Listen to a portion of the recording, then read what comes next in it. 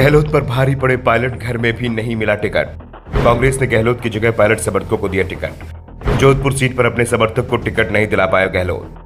राजस्थान में कांग्रेस की राजनीति में अब शक्ति संतुलन बदलने लगा है।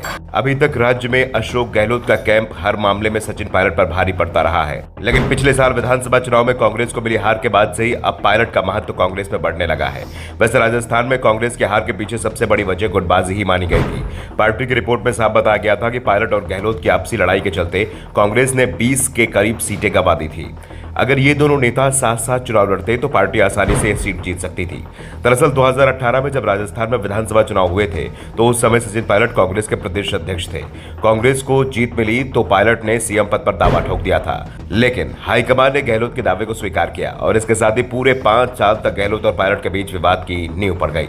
जुलाई 2020 में तो गहलोत सरकार गिरने की नौबत आ गई थी। पायलट का आरोप था कि उनके समर्थकों को सरकार में तवज्जो नहीं दी जा रही है। जिन नेताओं ने विधानसभा में जी जान से मेहनत की, उनकी अनदेखी की जा रही है। अब लोकसभा चुनाव में कांग्रेस हाईकमान ने सचिन पायलट और समर्थकों को खास तवज्जो दी है। ऐसा इसलिए कहा जा रहा है क्योंकि पार्टी ने पहली लिस्ट में 4 ऐसे नेताओं को टिकट दिया है जो पायलट के कट्टर समर्थक माने जाते हैं।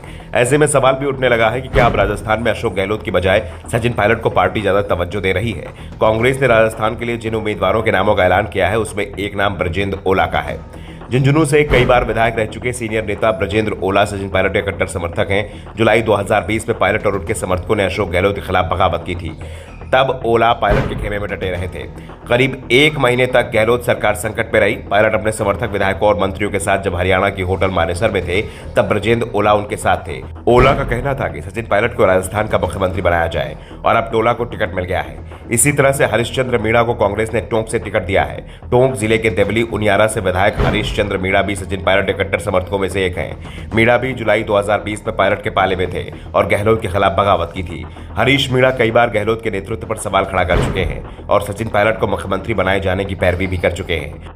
साल 2013 के चुनाव में हरीश मीणा बीजेपी के टिकट पर विधायक बने थे। साल 2018 के विधानसभा चुनाव में पहले वो कांग्रेस में शामिल हो गए, उन्हें सचिन पायलट कांग्रेस में लाए थे। अब वे दूसरी बार विधायक हैं। अलवर से कांग्रेस उम्मीदवार बनाए गए ललित यादव की बात करें तो वो भी सचिन पायलट कैंप के हैं। छात्र राजनीति से ही सचिन पायलट को अपना आदर्श मानते रहे हैं और पायलट के समर्थन में बयान भी दे चुके हैं। विधानसभा चुनाव के दौरान भी पायलट के खेमे की वजह से उन्हें टिकट मिला और युवाओं की बदौलत जीत भी दर्ज की। अलवर सीट से गहलोत समर्थक करण सिंह यादव भी दावेदारी पेश कर रहे थे, लेकिन पार्टी ने पायलट समर्थक युवा नेता ललित यादव पर भरोसा जताया है।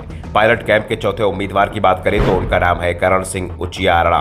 करण सिंह पिछले 25 सालों से कांग्रेस से जुड़े हुए हैं। वे 5 साल तक कांग्रेस कमेटी के सचिव भी रह चुके हैं और सचिन पायलट कैंप के नेता माने जाते हैं। विधानसभा चुनाव के दौरान भी उन्होंने सुमेरपुर विधानसभा से टिकट की दावेदारी की थी, लेकिन टिकट नहीं मिला। अब जोधपुर से लोकसभा चुनाव का प्रत्याशी बनाया गया है। सबसे बड़ी बात तो ये कि जोधपुर अशोक गहलोत का गृह जिला है। वो यहां से विधायक भी हैं, तो गहलोत के बेटे का संसदीय क्षेत्र रहा है, लेकिन अशोक गहलोत इस सीट पर अपने समर्थक को टिकट नहीं दिला पाए और जोधपुर सीट पर भी पायलट की ही चली, जिससे एक बात तो साफ हो गई, अब कांग्रेस हाईकमान गहलोत की जगह सचिन पायलट पर दांव लगाने की तैयारी में है।